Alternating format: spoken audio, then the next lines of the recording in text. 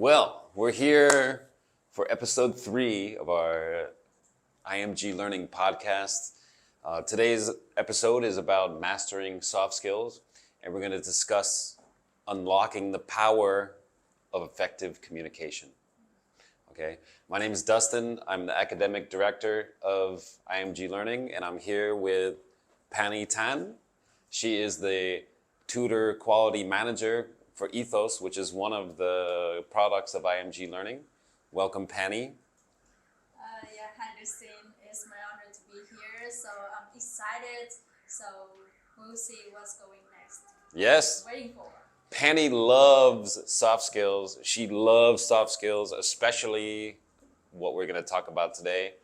We're going to end up discussing the who, what, where, when, why, and how. Yes. She loves details. Pannie will ask the details all day. So that's why she's a perfect person to be on the podcast with us today. I wanted to make note that we do have services. We're offering B2B services for soft skills development for like basically myself and some other of our tutors or teachers, trainers. We'll come to your business and we will deliver soft skill activities, and we can certify employees of companies in soft skills mastery through the International Association of Psychology and Education.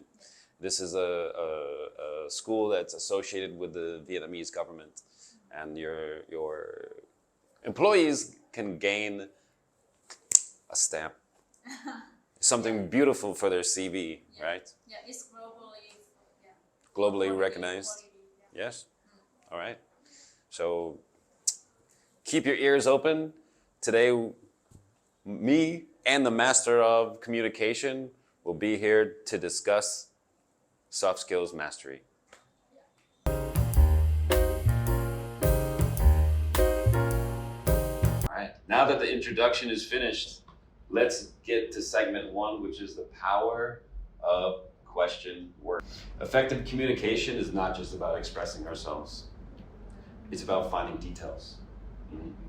Sometimes when you're in a situation at work or at school, you're working with a group of people, you're trying to accomplish a goal, and you just don't have enough details, right? Sometimes when you don't have enough details, it can be the difference between success or failure. It's really that simple, right? A lot of misunderstandings can happen because we don't have details.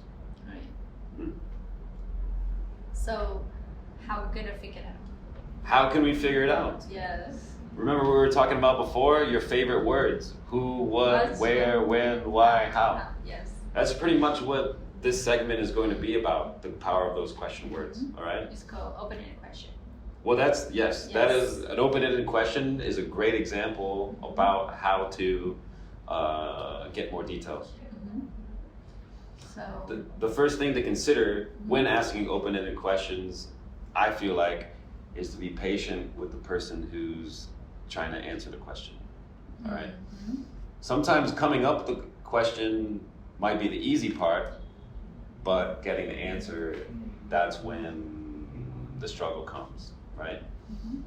Let me ask you this. Have you ever had a situation where someone gave you an open-ended question and you weren't really sure about how to handle it?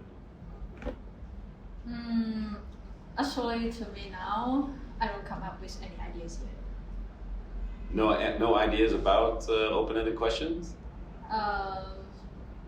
Just for like in different situations, you will need the time to think about that. Yes, absolutely. You need Yeah. the time. Yeah. And that's why we need to be patient.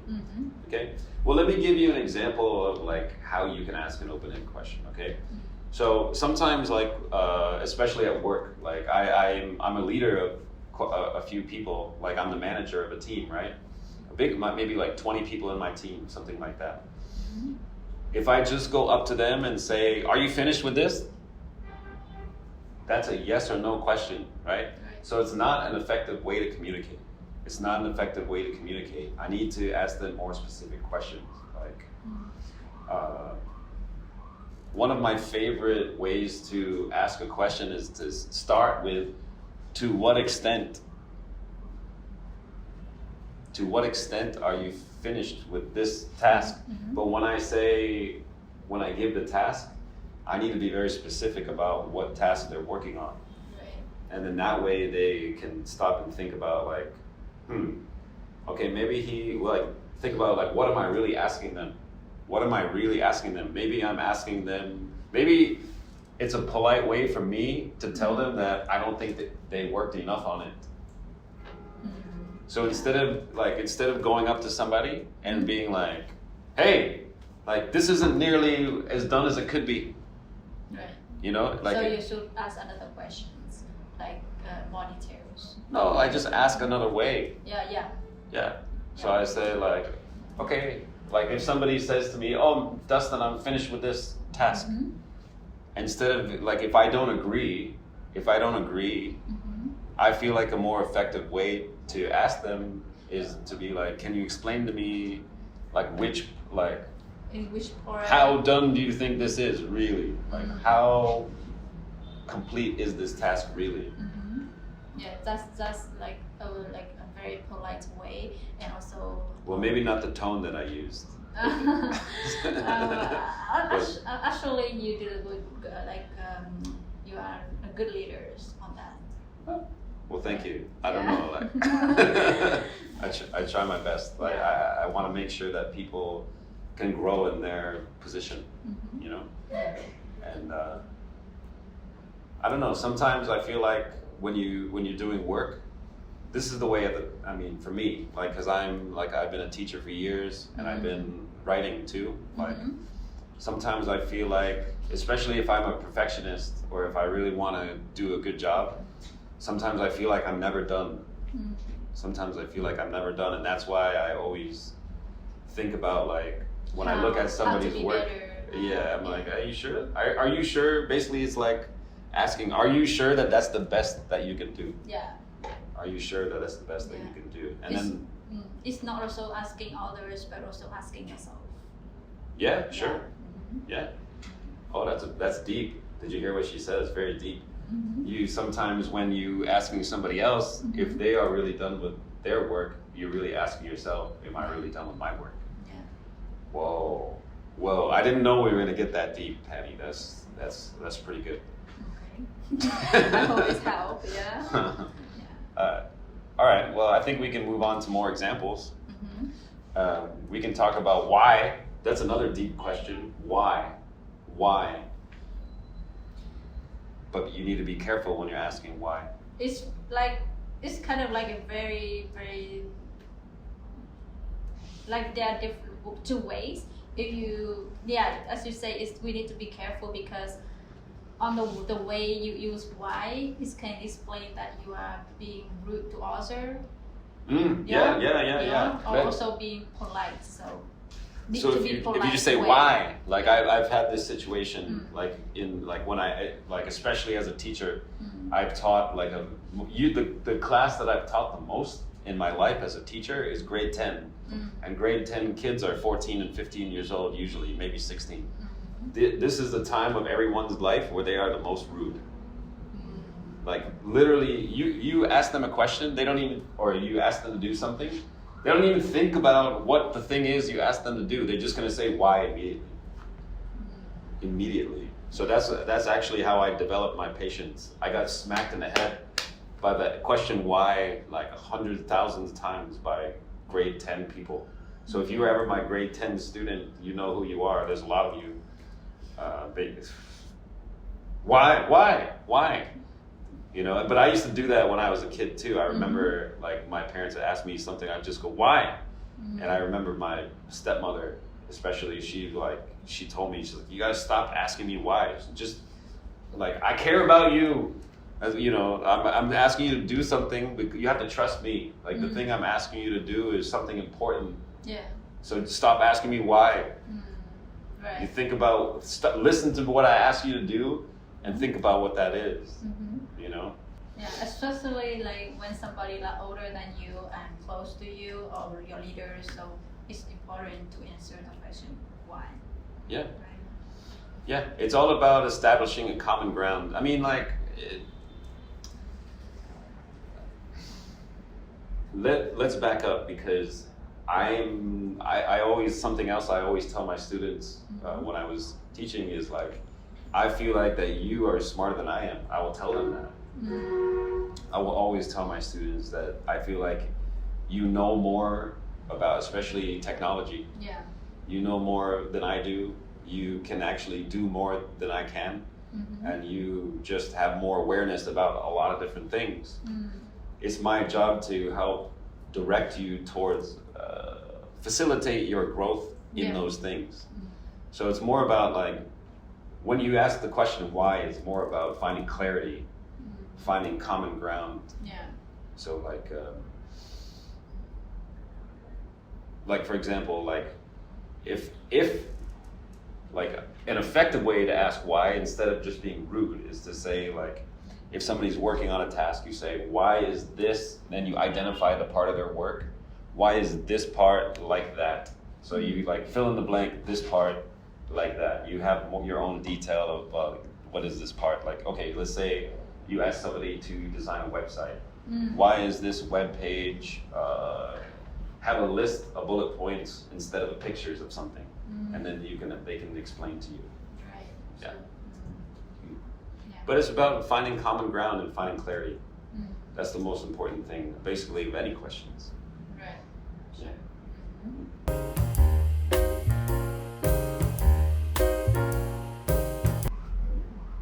I mean, what better word to talk about now after we said why? After we've asked why, now we start to think about asking what.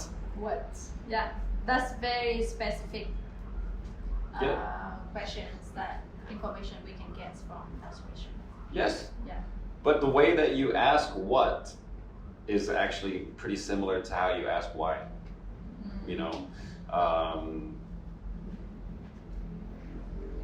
I feel like a good way to ask what, or even why, is to make a list of stuff. Like if you notice somebody's working and it's, or you know, they're working on a task that you gave them, or if you're the one who's doing the work, you want to think about like what. Yeah. And then that way, like, maybe the whoever, I mean, if it's whether it's a group of people working together, or if it's like it's the relationship is like boss with employee or student with teacher, it's always better to ask what or why in a polite way, right? So, but making a list, making a list is a good way in case you're confused or whatever. Misunderstanding. Yeah. Or you misinformation. So of course you need to ask a lot of questions of what. Yes. Yeah. But usually the bottom line is when you're asking what, you usually have a goal in mind. So sometimes, like for me, like I like to, sometimes I plan things backwards.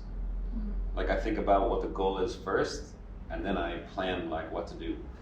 And then that way sometimes you know like what ahead of time. So that way if somebody asks me, I'll say, no, this is the end goal. So what we need to do is the details in between. Yeah. And That's way can have you like think more before you ask what. Yeah. Like for example, when you need to know something, you like we call income and outcome, right? Yeah.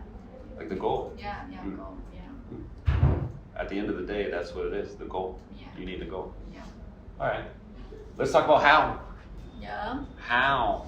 Wow, I love this. How do I do I this? love this. How? Tips. Yeah. Because actually, it's kind of like the process, right? Yeah. Yeah. Exactly. Yeah. Process is usually related to solving a problem. You know, a good way for, like I like, you know, in terms of like how you mentioned a process.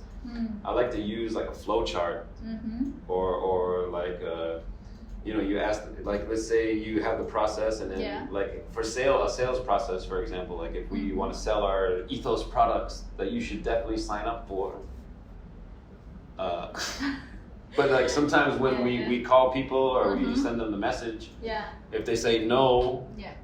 like we need to have a process of like what we say next. Yeah, and what we say next, or who gonna work on which part, and after each step, who gonna work, like it's kind of like process. It's the process picture. We draw the process, and sometimes drawing out the process of how something works is a great way to train people.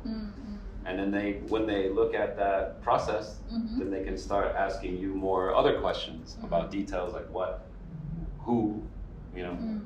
So yeah, we love processes. Yeah. We love processes. How do we get it done? Okay, and then the last thing we'll talk about now is the impact of who, where, and when questions. Yeah. These are about details. These are about details, right? So, like for example, if we have our process drawn out, we know how something is gonna go. Then we can start thinking about like who's gonna do it. Yeah. Like if we have an event that we want to plan, Yeah. who's gonna be our partner? Yeah. Who's going to be the one who calls these people and asks for this? Yeah. What are they going to ask for? Where are we going to get this thing from? Right? Yeah. How are we going to take this thing from here to here? Right? So Also, how long we will done this? And how long will it take to do it? Yeah. How Yeah. much it take to do it, or like just how long? It's kind of like when, right? Yeah. When we'll finish that. So the most important thing for everyone to consider here is like, if you are, no matter what you're doing, if you're a student, you're like somebody, a working professional, if your tasks aren't getting done, you need to just think about these questions. Think about who, what, where, when, why, how. And if like, you will always get more details. If you wrote one sentence and you're supposed to write 500 words, that's a bit like, I don't know what to do, but I have this. Help me. Yes. When, and how. Yes. Yeah. Use those questions to your advantage and come up with more details. And more ideas. Yes.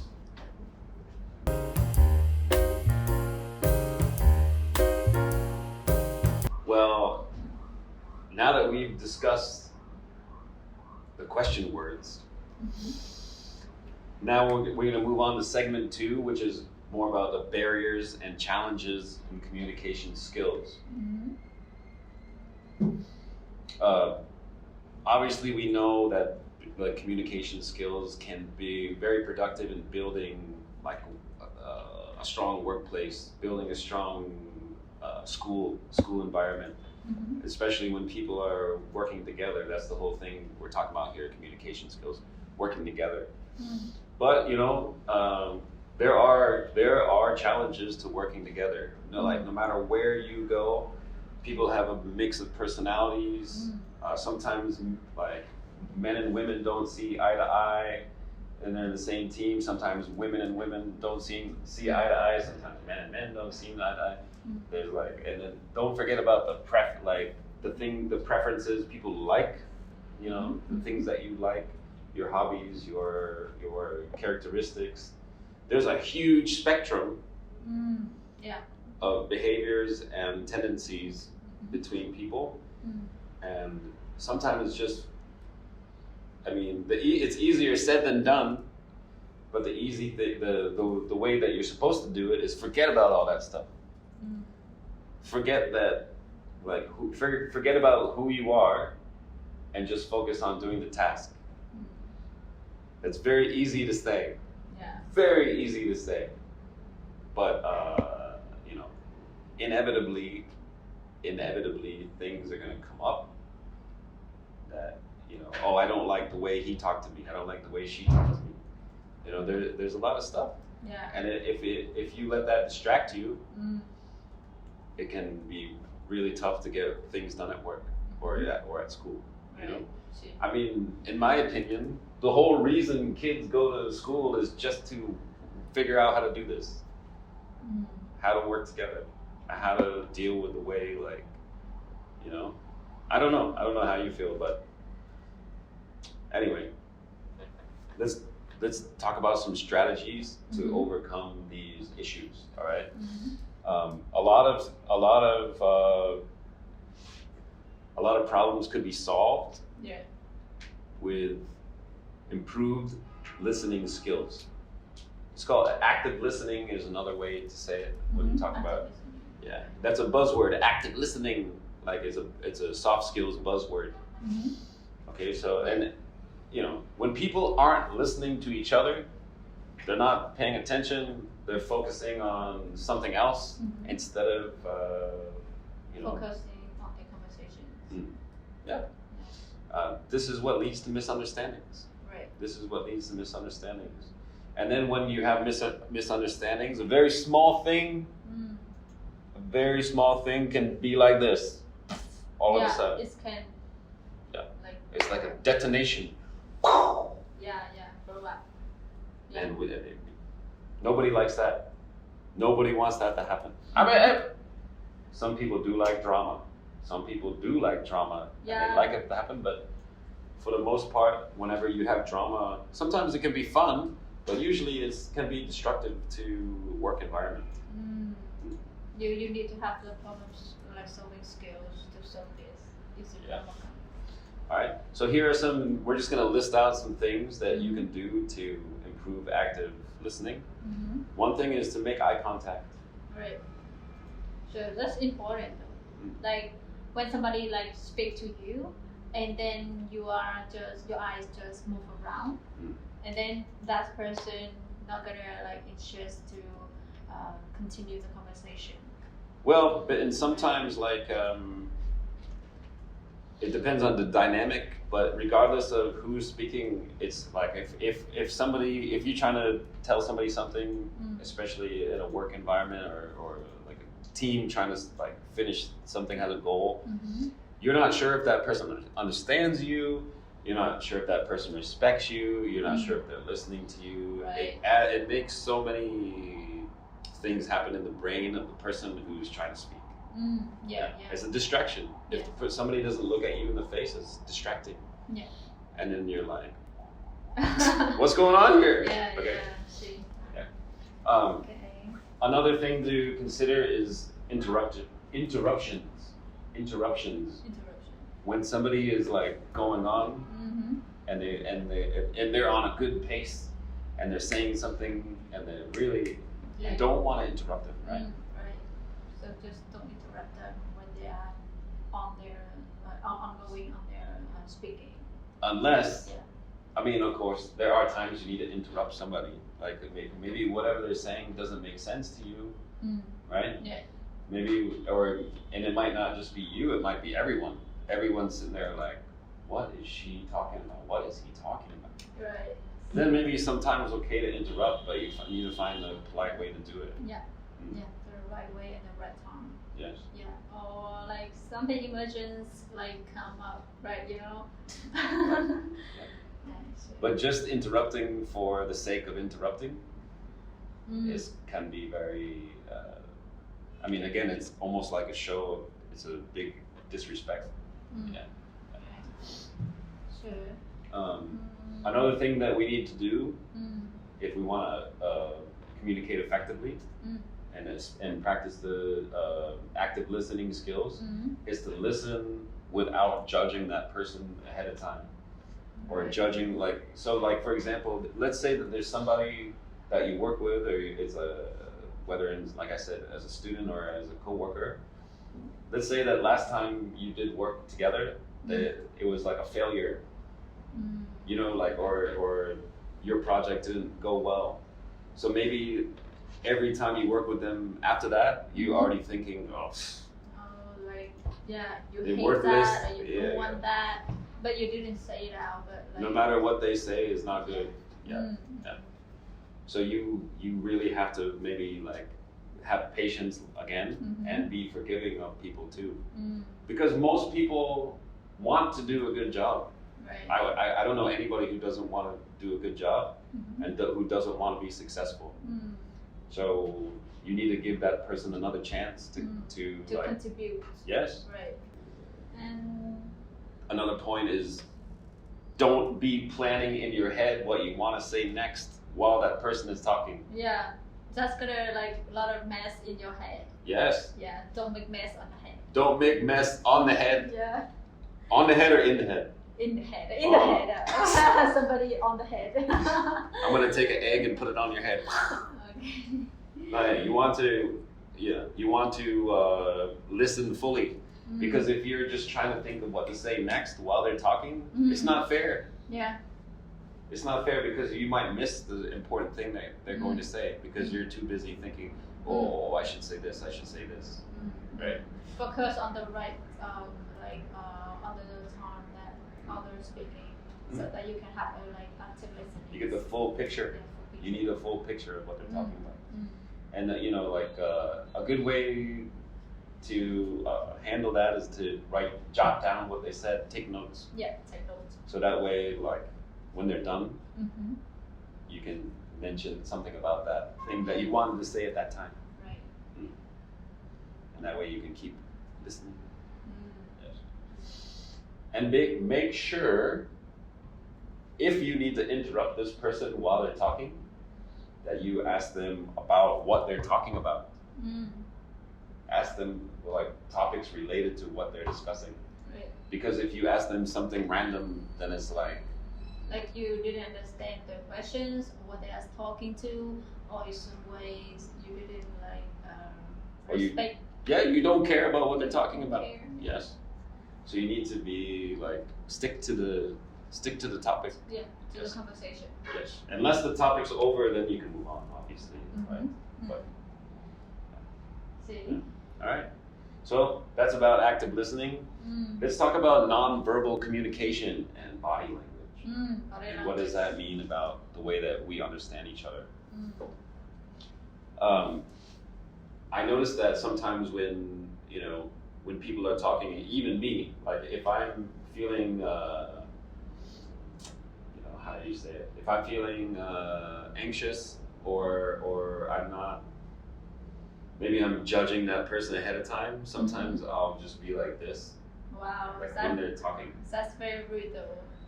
Well, I mean, I don't know if it's rude, but it's just like To me, it's rude. You think it's rude? Yeah, because you like cross your hand like this and like this, like you are the boss or who you are like.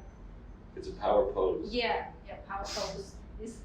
It's not like it's supposed not to be like that. So maybe you can use it at the right time.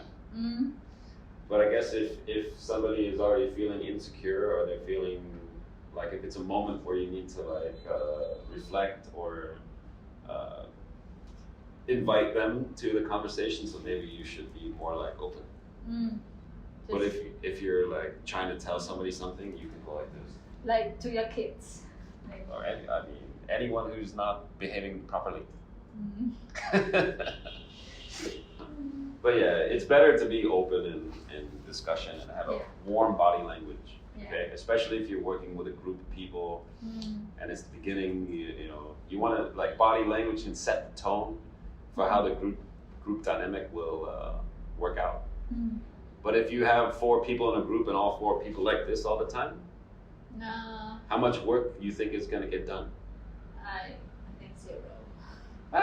Maybe each individual person will do something, Yeah. but it won't really feel like the group. Yeah, I just feel like it's not a group work. It's like an individual thinking, And everybody. Yeah. I think another good way to use body language or or nonverbal communication is to make sure you're at the same level. Yeah, so they sit at stand or sit at the same level. So For example, you and me now, right? this is a good level. good We on the level. same level. We can talk to each other and we understand each other. Right. And we feel comfortable, right? But if you always need to stand, if you're standing over people and looking down on them, Yeah, and others also look up and they to look you. up to you, then it's. I mean, maybe it can be okay sometimes. Like, if, like let's say you're in the office and you just walk by and you say hi, blah blah blah blah, like, Yes. Yeah. whatever. But if you actually need to have a long conversation and talk about something, it's better to sit. Yeah. Equally and in the same level. And if somebody is talking and talking and talking and talking, and you know what they're saying is important, you're not like, oh. I like I agree like this. No, I'm not agree like this. But if even if you don't agree, maybe like if they're talking and talking and they're saying something important to them, you should just so that way they can get everything out that they want to say, and then after that, then you can tell them, well, there's that thing that you said before. Then you can say, or you didn't agree with it, or maybe you can ask for more clarification about that thing instead of telling them. I'm not. Maybe you can say something like, I'm not sure if I agree with what you're saying. Something like that. Yeah. The next thing we're going to talk about is the challenges of cultural and language differences in the communication. Wow, Dustin, you are not Vietnamese. That's right. You're American, so Yeah. this part I think you have a lot of experience with this. Yeah. I do. I have a lot of experience in this, but that doesn't mean that like I'm an expert. Yeah, I still I feel learning like and you're learning Vietnamese and learning now. and learning. Yeah. Well, Yeah. I will talk more on my experience about working and not just living. Okay. Sure. The thing that I find effective for me in the workplace is to be sure that there are bilingual people like around me that are also calm and they can handle different misunderstandings or miscommunications. Google Translate, for example, isn't necessarily accurate. A lot of the AI chatbots aren't as accurate as they could be. So like even sometimes I ask the AI to write an email to send to people, and I'll even ask it write it in English and write it in Vietnamese. So I'll do both languages, and then luckily I have people like you or other very patient coworkers who can read it and help make sure that it's like makes sense and it doesn't sound like a robot wrote it. Yeah. that's the difference between like people and like AI. Yeah, but the thing is for me culturally is I need to make sure that the language barrier doesn't affect that much about like the way I communicate with people. Because maybe sometimes like if I ask somebody, like sometimes I try to speak Vietnamese too, like, and whatever I said might sound like a swear word or it might sound like a, you know what I'm saying? I don't know, but like, or it might sound something rude when I'm trying to say something like normal. No, actually, it's normal and polite. No, but I mean, I don't know. Maybe in the past, not what you've seen of me, but like, some, I can't think of any examples now, but I know in the past I've said this thing that I didn't mean to say, and then it came across as like, you know. Actually, it depends on situations. Yeah. It definitely depends on the situation.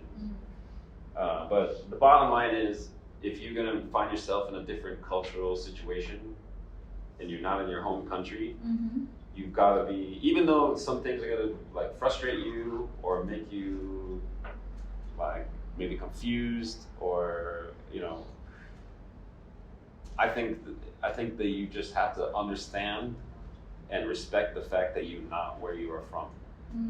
You can't, like me coming from the West, I can't move to here or another country and think that it's better where I am from.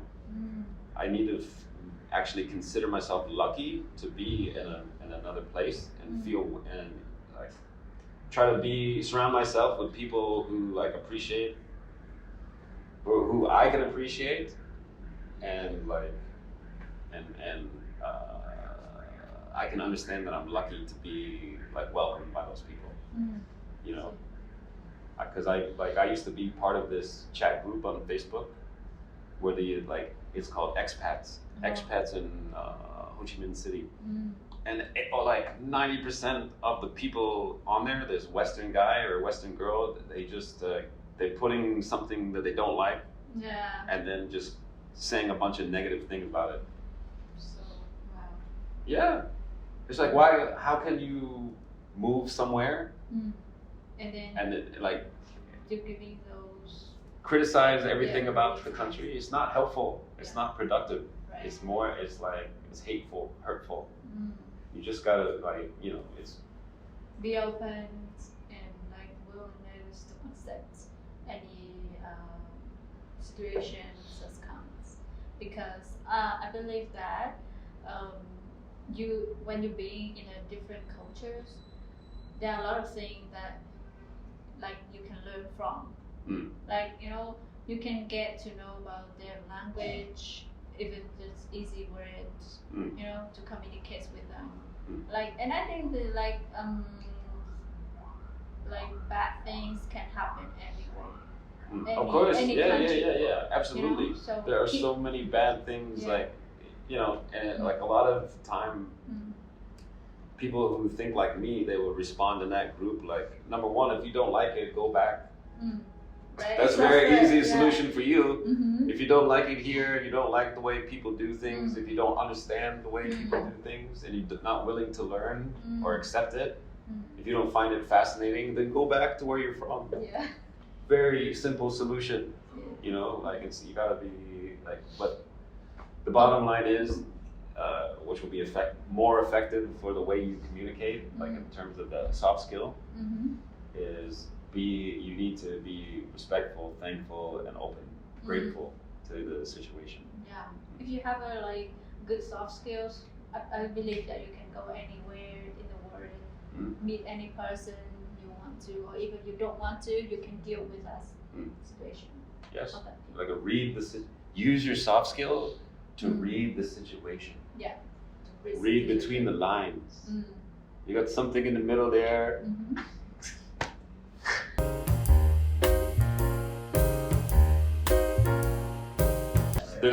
There's a couple more things we'll discuss, especially about the role of technology and the potential distractions. People are distracted by technology. Have you noticed that? I know it. Like in a meeting, someone that just the phone just keep like ringing, so it's disturb the meeting. Yeah. Like, I mean, there's that, but what about somebody who's just willing to take a phone call in the middle of the meeting and just start talking? No, that's... You never seen that? I seen that. Yeah, I seen that. But People, that person like absolutely have no soft skills. No soft skills? Yeah. What if they have other soft skills, just not that soft skill? Like... There are multiple soft skills. Yeah. But yeah, I don't think we can be that quick to judge. Maybe you feel frustrated by that, but yeah, and that's why you said that. Yeah, I appreciate it. But there's also people that like, they just continue to use the phone all the time. Like, let's say, okay, let's have a meeting between five people. We're gonna talk about this work thing, and then there's one person that's just like, yeah, like, and you know, looking at memes, I mean, it's. But that's kind of why we're talking about soft skill development, is because like, we need to help people like get back to natural things like communicating with people and being present in situations, knowing when to enjoy the company of others and how to utilize other people, how to utilize eye contact, how to focus on the task at hand, right? And sometimes the technology can be a distraction for that. Yeah. We need to be able to use technology in the right way. All right. So I think let's just wrap up some of the strategies of overcoming language communication barriers and building stronger connections. Like we said at the beginning, make eye contact. Yes, eye contact. Be open to others. Yeah. Right? Those two things are very important. They can go a long way. Even if you're not interested in what somebody's saying or you don't even understand what they're saying, if you just let them go. Yeah, let them finish first. Yes, let Yeah. them finish first. Like we were just saying, get time away from your device. Get time away from your device or your phone and other distractions, and again, be present, be in the moment. Focus on the partner. Or the partner or the group or Yeah. whatever. Use a mediator. Say the word, mediator. Mediator. Yeah. Translator. Use a mediator or a translator Yeah. when there are cultural barriers. Yeah. Yeah. And then make sure that that person knows, understands you and understands them. And if there are any mistakes in the mediation or the translation, don't be surprised. Don't be surprised. Yeah. Oh yeah. There might even This could be happens like hundreds times. Yeah. be warm in your body language. Yeah. No, not that warm. That's too warm. I'm making myself warm. I'm not letting anybody else be warm. Be open. Yeah. Right? Yeah. Be open. Check in with people. Check in with people and clarify if you have any misunderstandings. Use your question words for the details. And have an overall positive attitude and willingness to communicate with everyone. That's like the key, right? Right. Even if you don't have any soft skills at all, if you are just positive and willing to work with others, it's going to go a long way, right? People appreciate that because Yes. you have a good attitude. Yes. Yeah. All right.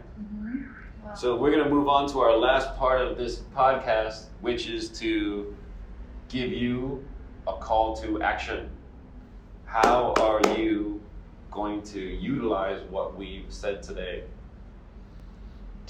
I want you to identify if you have any weaknesses in soft skills, especially in the way you communicate. Are you asking enough questions? Are you giving enough details? Are you an active listener? In the comment section below this video, reflect a little bit about what you can do to be better in these things. And that's it. I'm Dustin, Academic Director, IMG Learning.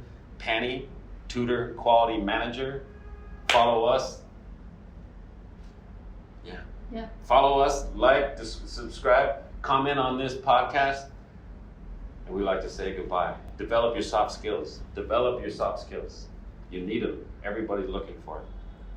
Bye. Bye.